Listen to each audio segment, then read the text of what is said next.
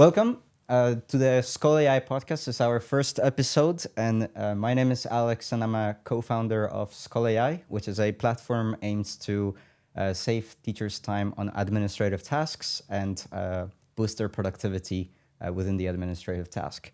And in today's our podcast guest is going to be Dr. Pablo, a visionary leader inside the education, especially when it comes to as well investments, with a large, extensive experience in private equity, as well as leading several different schools as a CEO and marking his place as a great success within the education. Welcome, Pablo. Thank you so much, Alex. It's a pleasure to be here.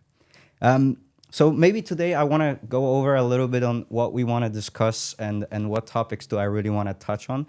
I think your experience already shows that you have an amazing experience when it comes to investments inside the education and the way it shaped you to become Dr. Pablo right now. So I want to know, especially to start off, maybe a little bit about your early career and how everything started, because I've done a little bit of research on you. So I know that you started your first career in Mercedes-Benz. You also started at the Telkom in Denmark. So maybe can you talk to us about your early experiences and what you have learned from it? Sure. Yeah, I'm an engineer, and I did a PhD in engineering computer science. Actually, in a subject that today would be called AI. Back then, it was called speech recognition, and I had a great time developing state-of-the-art technology in AI speech recognition for Mercedes-Benz, and yes, so that was a great start for my career.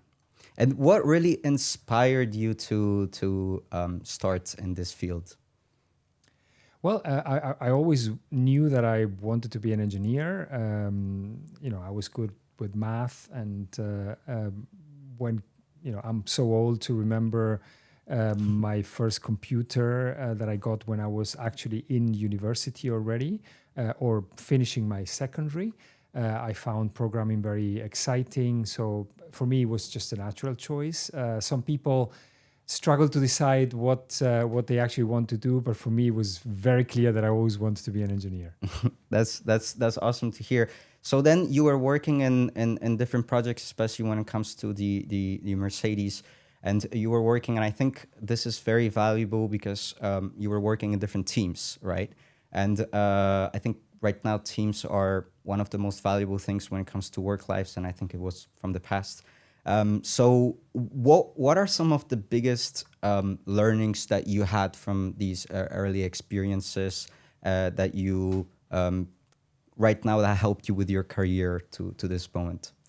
Well, it's funny that I just recently, by chance, found out that when I was doing my PhD, I wrote multiple papers together with colleagues in teamwork.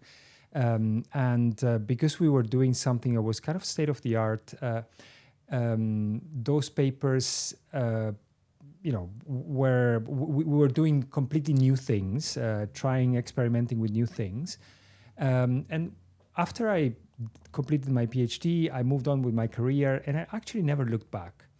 And not long ago, I, by chance, discovered a site that shows you the quotations that your paper had, and I found out that there are, my papers had a lot of quotations and a lot of people that actually, based upon the research that I had done, to develop the subject matter further. And I found that to be a very revealing, very late in my life, so to say, but very revealing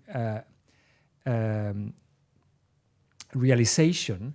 That it is so important to be working in a field that is novel and innovative and kind of revolutionary, as I had the fortune to do, and I think that you are doing as well, because that inevitably leads you to new ideas and things that basically move the frontier of technology forward. So, I'm sure that, in 30 years' time, you will also be finding people, young people doing things based on what you're working on today, right? Which is a great feeling. Yeah, definitely. And so there was a transition from technology to investments and private equity. You were a managing partner at Naos, if I'm No saying, house, yeah. partners, and also a head of direct investments private equity in Bahrain. Yes. So what motivated you to transition from the corporate field into the investment and private equity area? Yeah. So in 1998, 1999, 2000, there was a very revolutionary change in technology. Those were the years when the internet became very popular, mobile technologies became very popular. Everybody got their first mobile phone, and it felt like the world was changing at a very rapid pace.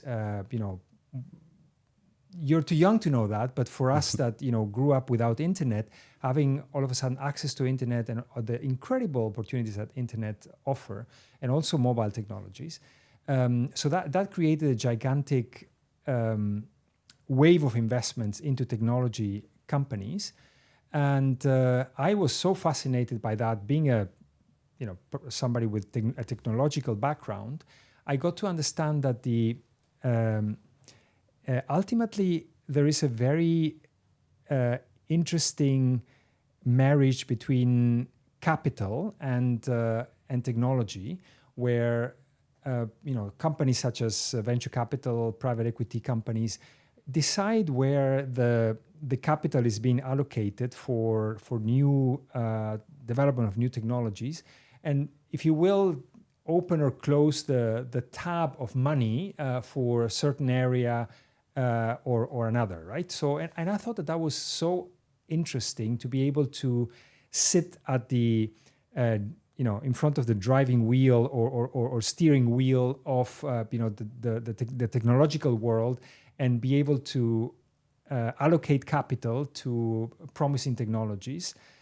So, coming from the technology world, I kind of fell in love with technology investing and was lucky also to be able to, because the times were very opportunistic, in the sense that there was so much going on in technology and technology investments, that I had the chance to basically change my career from technology into first technology investments, and then eventually into general investments. Definitely. And I think that's also very interesting, because you come already from the technological background, so you already know what can work and what does not, pretty much. And actually, but however, when it comes to investments, I think one of the most important aspects of investments and good investments is to truly understand the area and the field, because I think, like, we're talking technology, but then technology could be diverse into different industries. So you had to gain this knowledge of business models, what works, what didn't. And so where did you gain that knowledge from in general? Well, I learned by doing. To be honest, when I started my career in finance, I didn't have a clue about balance sheets and P&Ls and I bought myself a few books. I did a few courses, and I learned a lot by doing. I guess it helps that having an engineering mindset, where you think basically everything is a problem that has a solution somewhere. You just have to find it, right? Yeah. Having that engineering attitude or engineer's attitude, I didn't find it particularly challenging to acquire the knowledge along the way that I needed to operate efficiently in the world of finance. Right. So then, as a from the experience itself of working in investments in private equity, what would you say are the key insights did you gain from that experience in identifying valuable opportunities, and how did that shape your perspectives on business growth? Wow, that's a great question. So I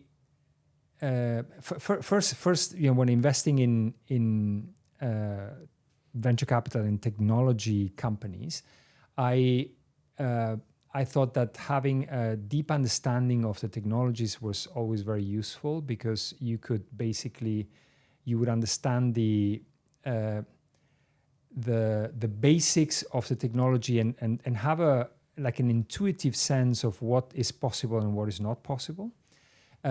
Technologies that are perhaps on the brink of becoming relevant, and others which are, for instance, I was chatting the other day with somebody that invested in a nuclear fusion startup. That's very exciting, but personally, I think the nuclear fusion is probably something that is going to take a long time to develop, so we are not quite there on the brink of the that technology breaking out and having an application. So that is something that is perhaps not for me. So the timing of investments is as important. And by the way, I had experiences, both good and bad, of investing in companies that became successes and companies that became failures. And in both cases, the deciding factor was the timing. Right. I've seen with frustration companies that were ahead of their time, and because either the market or the technology was not quite there, or the infrastructure necessary for the company to develop the product or deliver the product in a way that is user friendly, and so the company ended up having to change the focus or do something else, or even shut down. And then to see another company 3 years later come up with a very similar business plan and be successful, right? So timing is super, super important, and you have to understand from when it comes to technology investment, whether the timing is the right timing for that technology, and whether the infrastructure is there for the company to be able to deliver the promise that they're making. Right. That's a valuable insight on this perspective, because I can see that there is also from the past, I think, or from my experiences when it comes to understanding. So I think the timing is very important, because we see many different businesses that start off, as you said, at the beginning, then they fail because the market is still not there. And even, I mean, exactly. I'm sure at the beginning of the internet, maybe I was a bit too young for this, but there were some companies that started off first online companies that they failed because the adoption was slower than what they expected. Exactly. So now actually I want to transition to a little bit different for another part of your experience, which is education. Yes. You are a CEO of GEMS in Africa. You were also a CEO of King's and the Capital School. Yeah. So how did your background in private equity and leadership or prepared you to be a leader inside the education space? Well, let me answer your question after I make a more general remark, which is that I had the fortune to have basically a career in 3 different sectors: in technology first, then in investments, and then in education. And I think that's something kind of extraordinary in my generation, but I think that is going to be more and more usual in your generation and younger generations. In a world that is developing and changing so rapidly, I think that you need to evolve with new technologies and with the development of the marketplace in a way that you evolve your career towards new areas, so that what was kind of extraordinary in my generation is going to become something much more usual in future. And the key when you transition from one area to the other is first you really want to you need to want it, right? Ideally you want to do it. Is you're not forced into it, but you want to do it. And if you want to do something, you can achieve everything. In the case in particular, coming from investments into education, I thought that it was and by the way, when I decided to make the move, I got an offer from GEMS, which was very compelling, and I thought that I could use my background from investments very well to first to do investments in the education space, and that was my first role. But then my role became wider and also having more operational responsibilities. And I thought that was the fact that I had seen other sectors, and I had been in the board of back then perhaps 10 different companies or 15 different companies in different sectors, and have interacted with CEOs and managers in different sectors, and have seen best practices put to work in different industries, that I could find a lot of common areas where, let's say, when it comes to, for instance, customer care, right? Education is a customer-facing industry. You have private education where you have, basically parents paying for a service, if you will. So how do you deal with your customers in an optimal way? That is something that other industries, let's call it, telecoms or banking, have a lot of experience with, right? So how do you keep your customers happy with the service you're delivering? And many of those experiences can be applied in the education sector as well. So I always thought that even though I didn't know the nitty-gritty of the industry and had to learn it from scratch, I thought that I actually had an advantage by having that high-level view of other industries and knowing best practices in other industries, and actually having the opportunity to apply best practices that have not been applied before in education, often for the first time, because I came from another industry. Right, and that's actually very impressive of what you're saying, because I think that customer satisfaction should be one of the most important things for businesses even to run. And I think you have nailed it, and there is proof that actually shows is your experience in the capital school, with this period of just gaining higher revenue and even transitioning to technology, where there was this this moment of life where everyone went to lockdown, and you made different transitions. So I actually wanted to talk about it. But also what is very impressive is that you have increased the ratings as well in this. So my first question will go down to actually your role and experiences as the CEO of Capital School. And what is the specific strategies did you implement to drive higher enrollment and increase the revenue inside the Capital School? Yes.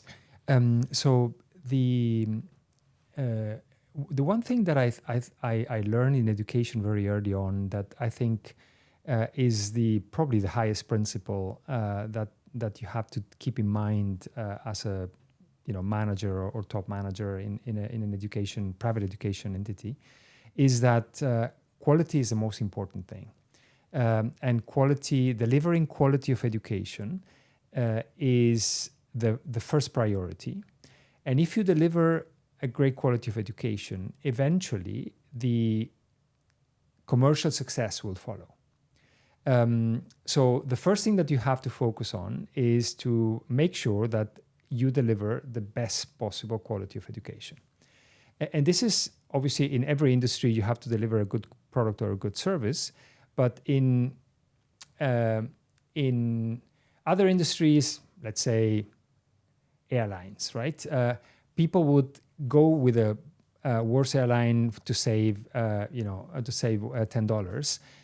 But they wouldn't do that in education, right? They would go, parents would typically in education go for the best quality they can afford, and, in a way, buying the best possible future for their children, in making sure that the education they receive is the best possible.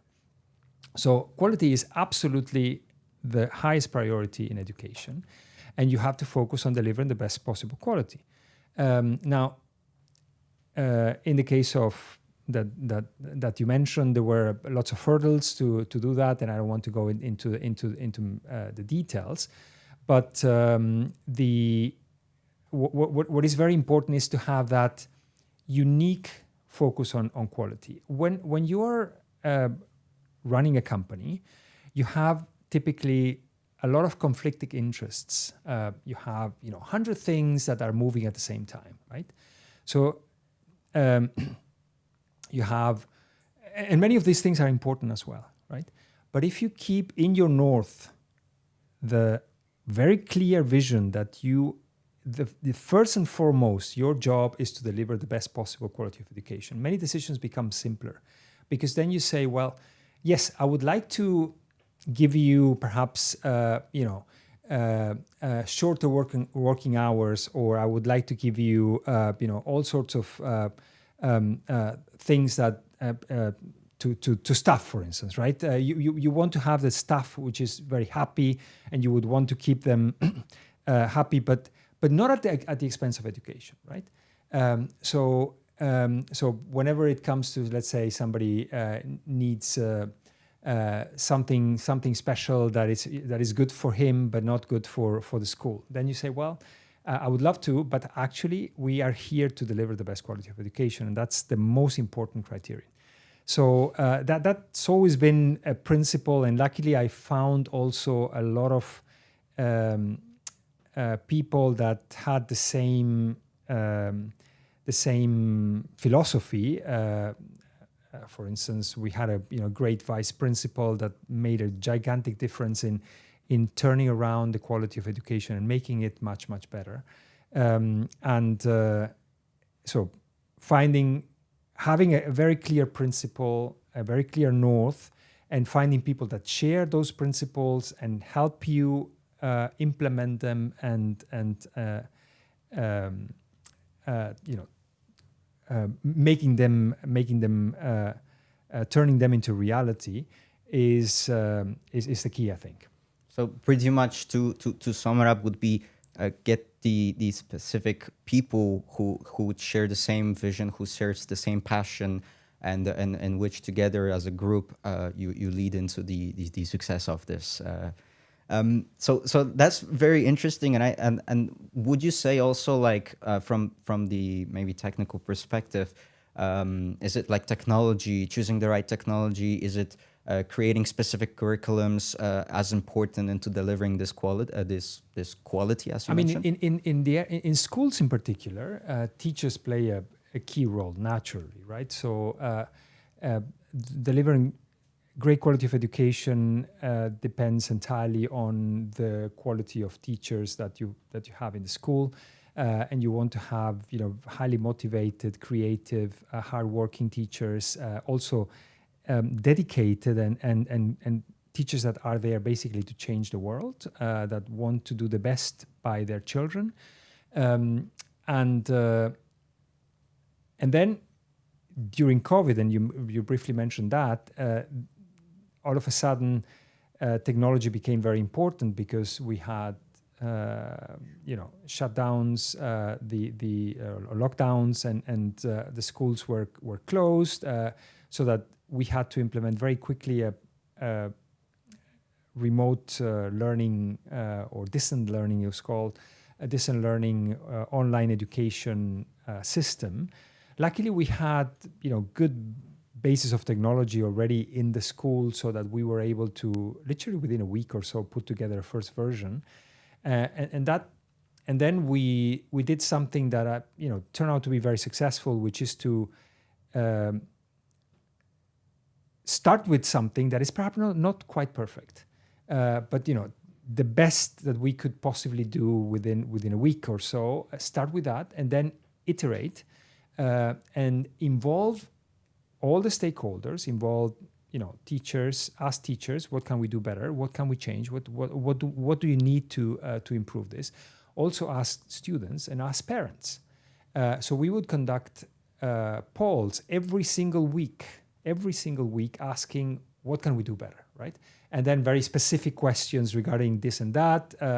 The actual implementation, the detailed implementation of distance learning, so that we could then take that feedback. Some of that was very, very constructive, and then we could, using that feedback, we could iterate and become better the next week and better the next week, and so on and so forth, right? So that was a great learning, and we ended up getting the highest review. The government came to check us and see whether we're doing a good job, and we got the highest review that you could get for your implementation of distance learning. And so that was a great experience. So the reviews, or I mean, in general, you managed to increase the ratings of the schools from the KHD, and I think this is very important thing. So you managed to do this during the COVID as well. During COVID, there was a specific online learning or distance learning inspection, right. that where we got the highest rating, and then after COVID, we got both. It's called BSO, which is a British inspection framework, and then we also got KHDA. In both cases, we got a good and sometimes very good outcome. Great, that's fantastic. So in general, how long did you stay in the Middle East as a I think private equity as well, and in the education space? Well, meanwhile, I've been 18 years in the Middle East, most of the time here in Dubai, but I also spent 4 years in Bahrain. Then you have a great knowledge when it comes to the education space and education market inside the Middle East. And I think this is I wanted to actually talk about the evolution of the education itself, because we can see the increase of expats arriving to Middle East, and places like Dubai starts to become extremely attractive to a lot of different expats. And so I want to say, how have private schools in the Middle East evolved over a past decade, would you say? Well, it's been an amazing journey, and I have to say, when I first moved to Dubai, my son was in school age, and moving to Dubai from Europe, I was very excited about my career. I had a great job, great responsibility, great package, great lifestyle. Everything was no taxes, so everything was great. But the one thing that I was concerned about is that my son would make a step down in the quality of education that he was receiving from Europe to Dubai. It turned out to be the opposite. It turned out that the education that he received in that time, in the time when he went to school here, was absolutely top. And my stay in Dubai kind of coincided with a significant, like a tipping point that the education system had with the establishment of, in Dubai in particular, the KHDA, the Knowledge and Human Development Authority, which is the regulator of the private education sector here in Dubai. And they have had an incredibly positive influence on the development of the education sector. And indeed, today, as per international benchmarks, Dubai is among the top 10. The private school sector, private schools in Dubai, is among the top 10, sometimes even top 5 in the world in terms of quality of education. One thing that I find particularly interesting is that we here in Dubai, for instance, we beat the United States in when it comes to math and science. Also, we beat the Germans when it comes to math and science. And incredibly, even though the majority of people living in Dubai have English as a second language, so it's not their mother tongue, it's a second language, we actually, the school system in Dubai as a whole gets better results in English than Great Britain. So we beat the Brits in English, which is absolutely incredible. Yeah, I see. And I think this is also when it comes to the rise of these private schools, because I think from the past, there starts to be more and more, as you can say as well from your experiences as private equity, that there is more investments was coming from the private school sector to start evolving this private school sector inside the UAE itself. Since right now, over 70% of students in the UAE are currently attending the private school education. So that beats the public school completely. Mm-hmm. But I think it provides as well a extremely high quality of education in this area. And because there's such a big demand of the education space and the expats, there is a rise of competition. So I want to ask a little bit about the competition space here. And my question would be, how does the competitive market in the Middle East impact the private school development and investments? Well, that's another great question, Alex. In particular, the market here in the UAE and in Dubai has become extremely competitive, as you said, with a lot of very, very high quality offerings. So it's actually for parents, it's an amazing situation to be in, to have the opportunity to choose among so many different offerings of high quality, and that has been.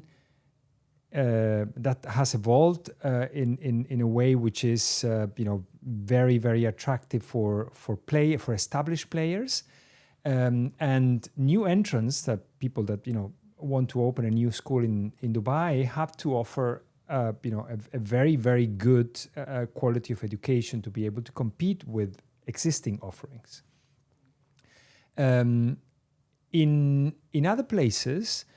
If you take, for instance, the market of Saudi Arabia, the development is just starting in Saudi Arabia, where you have, as opposed to, say, Dubai, where 95% of students attend private schools, in Saudi Arabia it's the opposite. The majority of students attend government schools, and there is a lack of quality offerings. There are, in the last couple of years, with a great opening that has occurred in Saudi Arabia and the policies that have been put in place on the back of the Vision 2030 from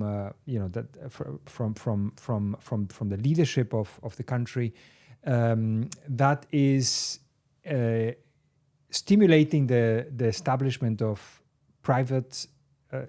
From high quality international private schools, and that is happening now slowly. You have a handful of international schools which have established themselves in Saudi Arabia, and also local players in Saudi Arabia are significantly improving their quality now that competition is coming up. Competition is great. And I think that the experience that we've had here in the UAE and in Dubai in particular, achieving such amazing results in terms of quality of education, with the advent of competition in Saudi Arabia, that will also, in due course, also happen. That's been interesting that you mention Saudi Arabia, because I think right now with their vision and initiatives, as you said, it starts to becoming a very attractive place. Not only for the education, but matter of fact, investments. And actually, what I wanted to ask you a little bit, based on your experience in private equity and investments, what does or do investors look for when funding educational institutions, especially in this region, Middle East and Saudi? Well, education as an investment opportunity is a very attractive asset because it has a number of very interesting characteristics which makes it attractive for investors. First of all, it is education. In particular, schools have a captive market. So if you have a population that is growing, as we have here in the Middle East, both from locals as well as expatriates moving into the region, you have a captive market of students, i.e. customers that will need your service. So the market is growing. That is attractive. And the market is captive. So the students cannot go anywhere else. They have to, be educated in the city where they live, right?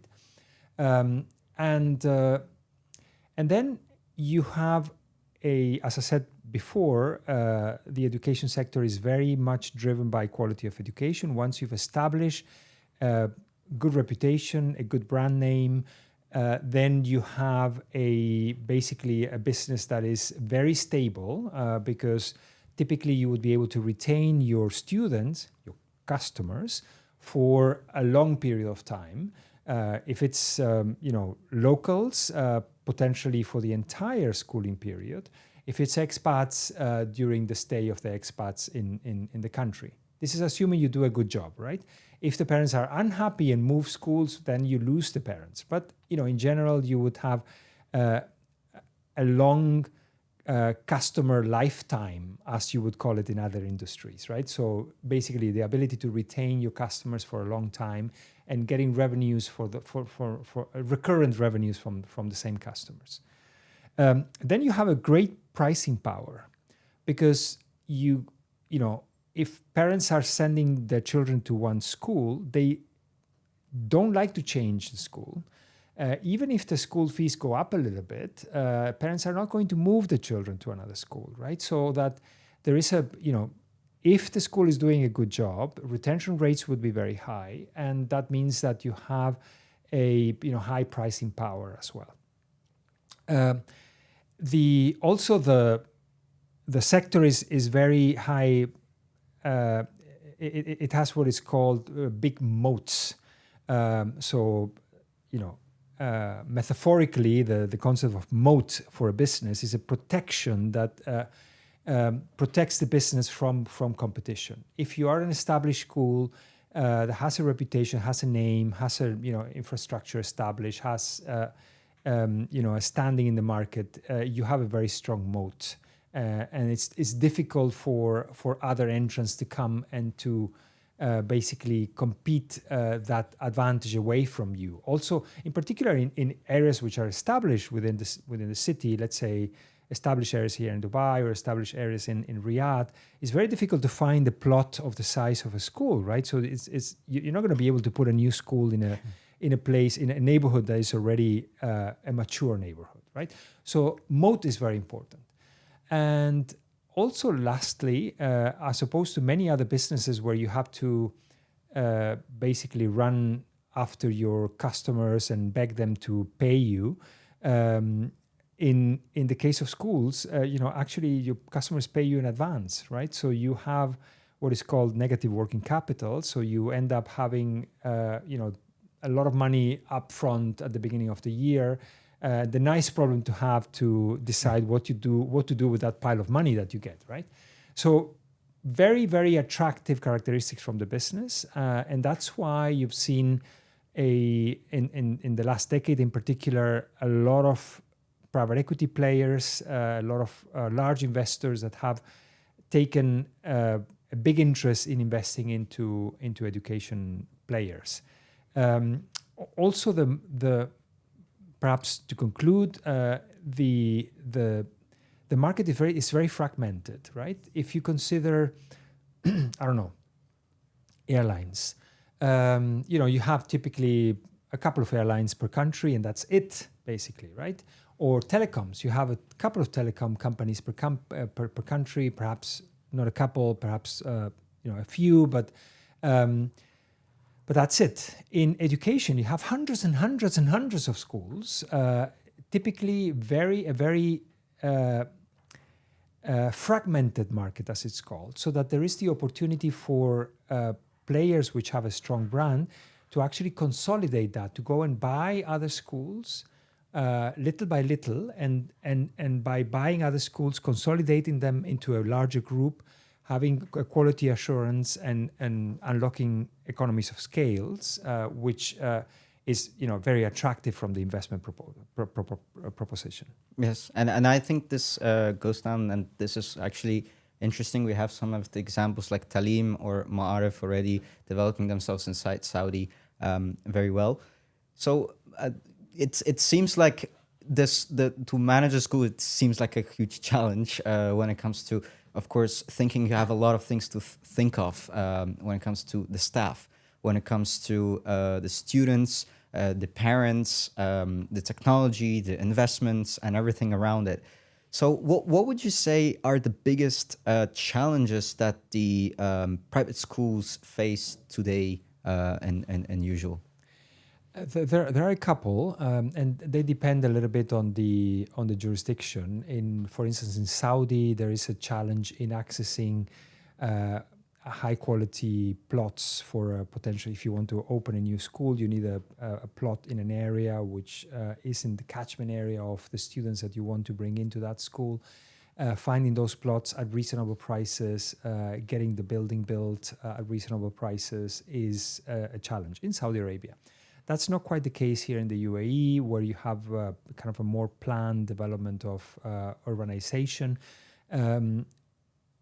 But in general, and that's a problem, either the number one problem or number two problem for all high quality operators, school operators in particular, is the access to high quality teachers. There is the teaching profession should be, in my opinion, teachers should have the highest standing socially, because the job they're doing is probably the most important job in society, which is educating the future of our of mankind, right? And teachers should be well compensated and recognized for the great contribution they're doing to society. Unfortunately, that's not always the case, and because of that and other reasons, there's been a decrease in the availability of, or perhaps a very slow growth, if not a decrease, a very slow growth in the amount of teachers that are being produced in the countries that have a track record for producing high quality teachers. For instance, the best example is the United Kingdom. The United Kingdom produces great teachers, has a great education system for teachers, and teachers that come out of the United Kingdom have typically are good teachers. Now, with the development throughout the world, in particular the emerging markets here in the Middle East, but that happens in Africa as well. It's happening in Asia, that you have the recognition that private education is beating hands down public education, government schools, in terms of quality of education, right? So private education has been doing, with different details depending on what country you're talking about, what region you're talking about.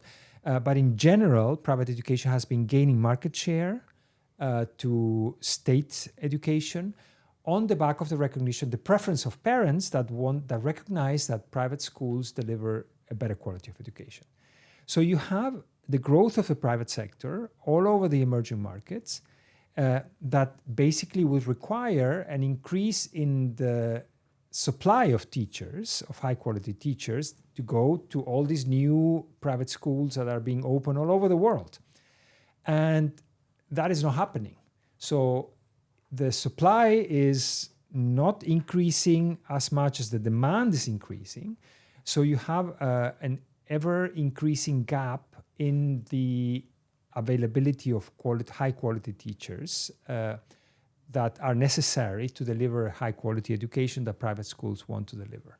So that is a big challenge, and that is an area where perhaps, and I'm sure we're going to get to talk about that, I think that technology can play a significant role going forward. Yeah, it's interesting that you mentioned this, because actually technology, I wanted to jump into it because from what I know is as well, when it comes to developing a great school, it's important to keep the same teachers, because then you can kind of develop your own culture inside the school. That the students and the teachers, they know each other for a very long time. There's this one culture, and I think that's also one of the most valuable things, at least from talking from the students' perspective, valuable things for the schools. However, I was reading an article where it was mentioned that there's a lot of turnover rates when it comes to the teachers, especially in the Middle East, and some of it is I've spoke with many different teachers in the past, asking what is the reasoning, and there are three main reasons that they presented to me, which is one reason would be based on the first is the administrative work. So of course teachers wants to become the teacher to inspire, but then actually they're doing more of administrative work rather than doing the teaching and inspiring. Second could be opportunities, so other opportunities, and third is competition. So other schools offering better offers than the other schools or previous schools. And actually, I wanted to talk about exactly the technology part. I think since OpenAI changed the whole world, I think that we are living in a new era of the internet, or usage the internet, since we have this access of this great intelligence right in front of us. And we already see students already being super advanced in the AI space and AI technology. And I wanted to know a little bit about your perspective, because you have the experience of being the school leader. So based on your experience as a leader in education, how do you think schools are reacting towards the AI technology? Well, I think that the first reaction was, and not only, by the way, not only schools, everybody else was surprise and awe to see the incredible opportunities that AI gives you. So I think that everybody that first went to ChatGPT and started using ChatGPT was absolutely fascinated with it.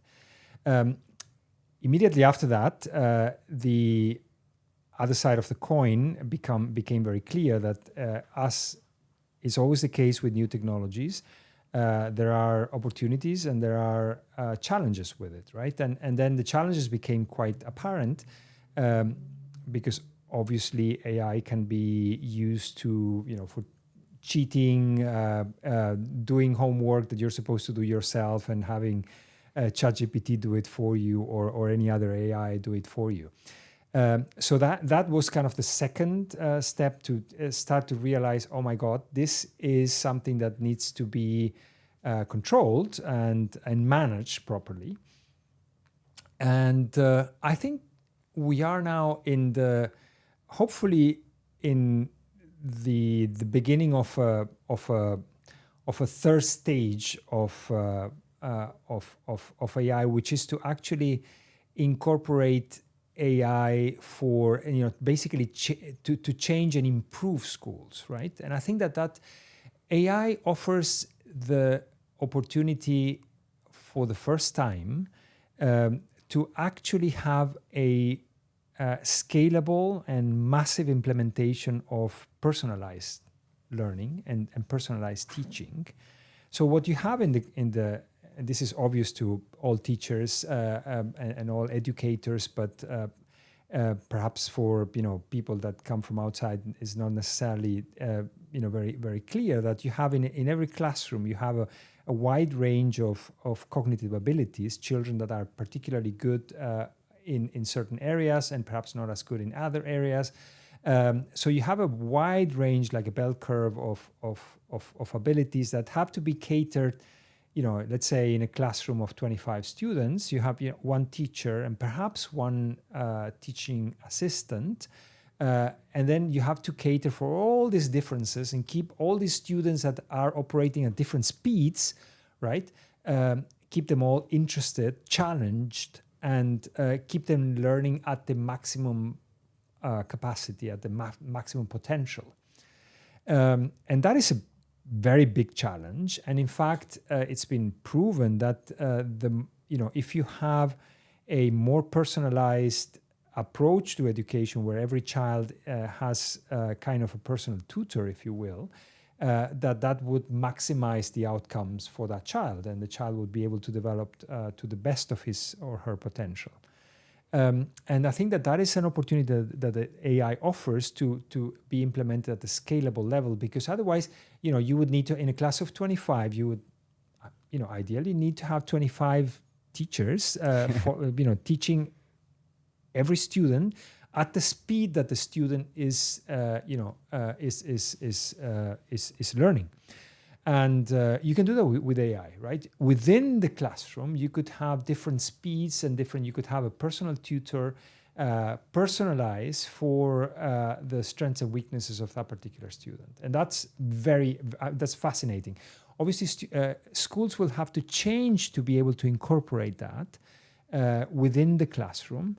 And that is something that is, I think, an experiment that is being run as we speak. And I'm very, very interested to see how this is going to develop, because I think it's AI opens opportunities that are incredible for education and for the classroom. Yeah. So I want to hold the thought on the change that you mentioned, that the educators and schools have to start changing themselves in order to start adopting the AI technology in the classroom. And my question would be, how can educators best prepare themselves, or schools and their institutions for the AI adoption? Well, first of all, I think that we all have to be humble and realize that we are all novices in this, and we all need to get involved and use the technology and become as good as possible in the opportunities that AI offers. The more you use it, the more you will realize the potential that it has, and that, for instance, I only recently learned that you can actually have you can have a debate with AI, right? So that if you want to strengthen an argument, for instance, you can not just ask for give me the answer for this, right? But have a proper debate. I'm gonna be the pro certain idea, and you play the con of that idea, right? And then let's debate that, right? And by doing that, I'm actually learning how to debate, how to question my own ideas, see see a certain topic from different perspectives, which is very, very important, and the more important as we move forward in a world that requires complexity and requires this ability to see reality from different vantage points. So I think it's very important for everybody, and for teachers in particular, and school leadership to become very familiar and confident in the use of AI, and creative, and use AI creatively, and always incorporate it in your classroom in a way that can help you move the classroom forward. Definitely.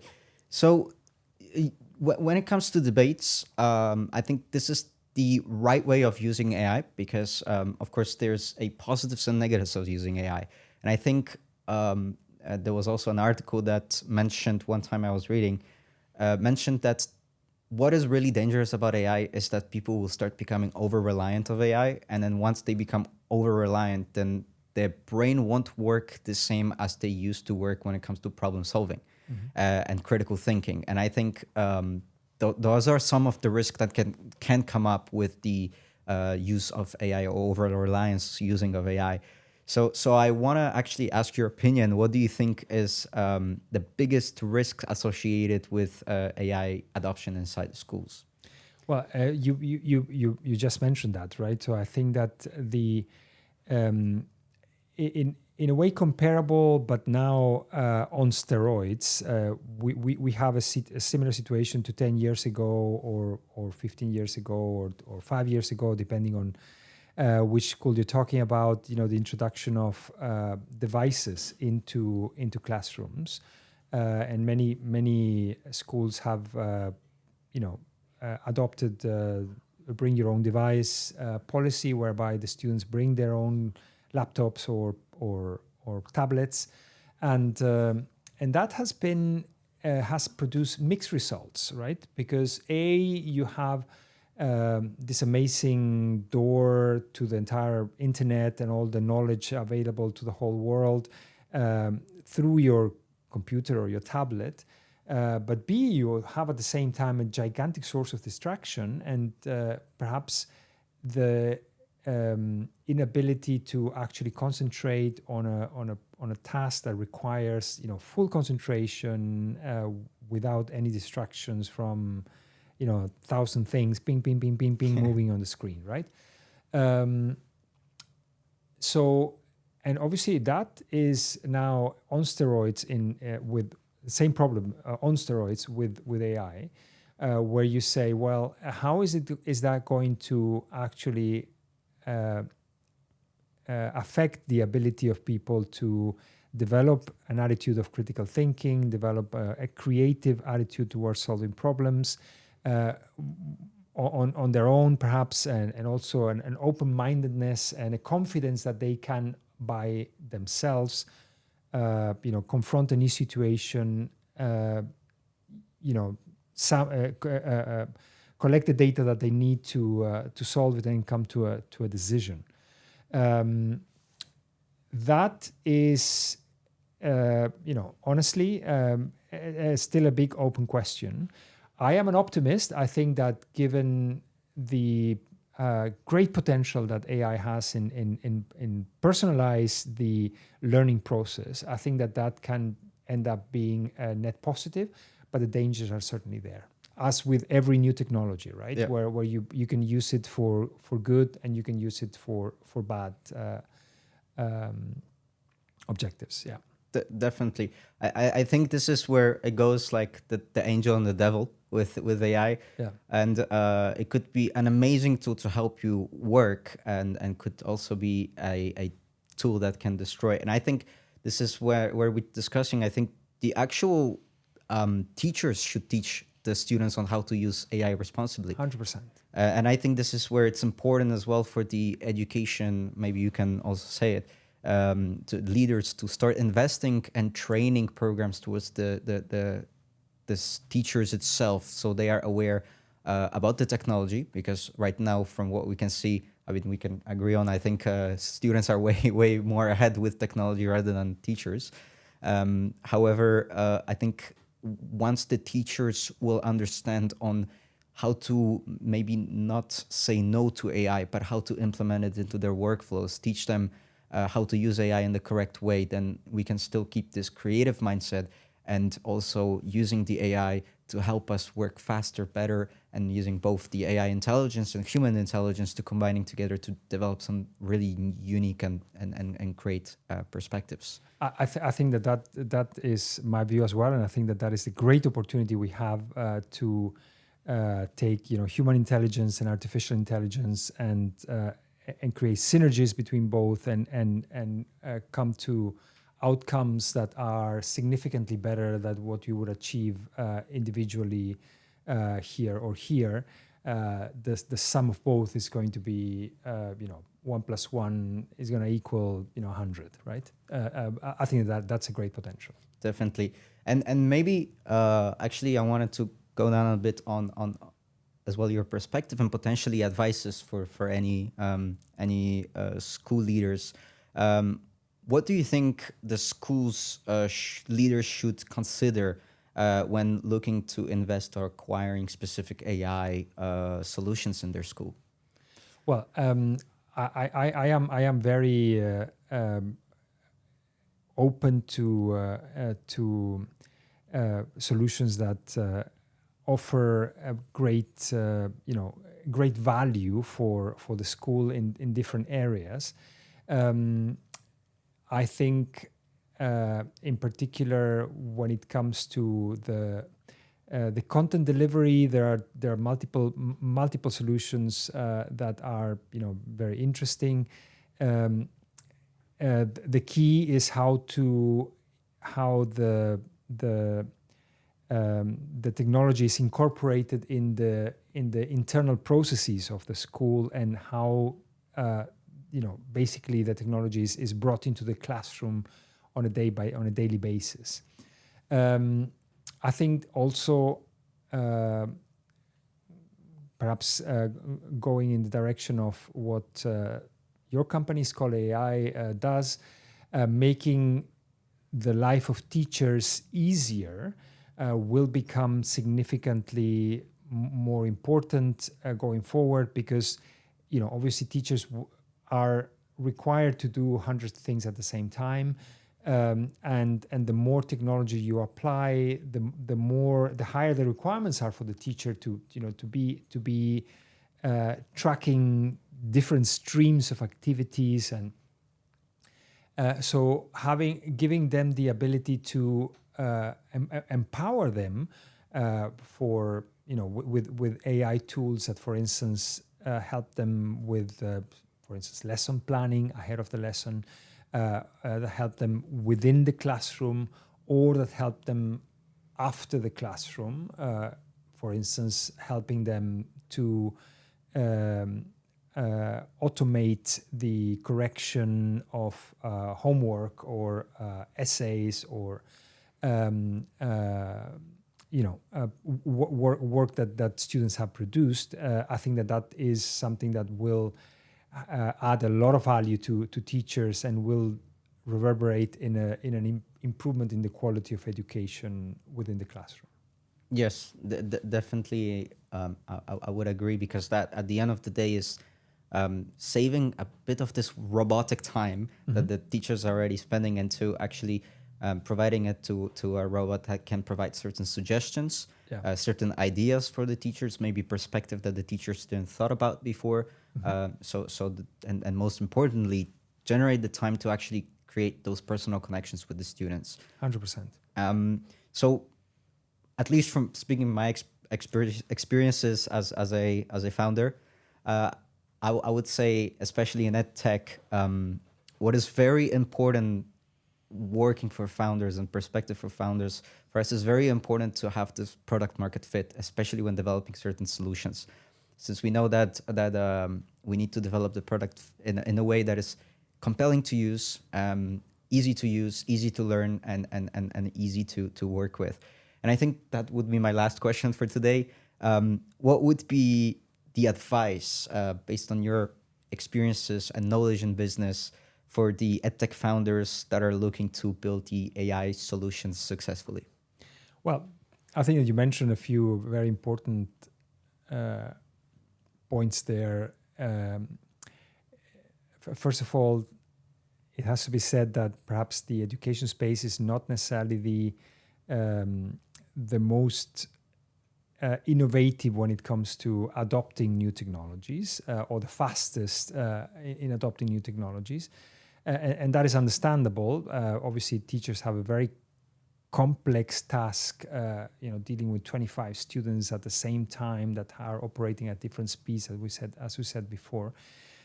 So the technologies have to add value, right? And they have to be easy to use, and they have to add value to the day-to-day,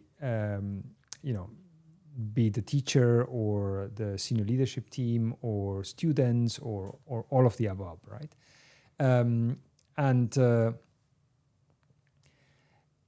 In order for a company to be able to offer a product that is easy to use and adds value, I think that you cannot have the ambition to sit down in your with 10 programmers in your office and come up with something that is perfect and sell it off the shelf for a school. But you need to get a lot of feedback from your customers on how to make the product better for them, right? To iterate until you get to an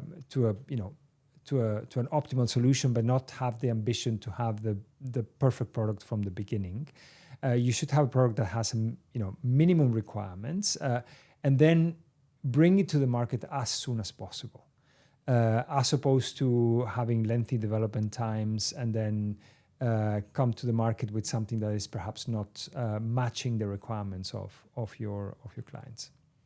That's perfect, and I think any edtech founders who are watching us will take this advice very well. Well, thank you so much, Pablo, for your time and for your contribution in our first podcast. I think it went great, and thank you. It's been a pleasure and a lot of fun chatting with you. Definitely. I hope we can catch up very, very soon as well. Yeah.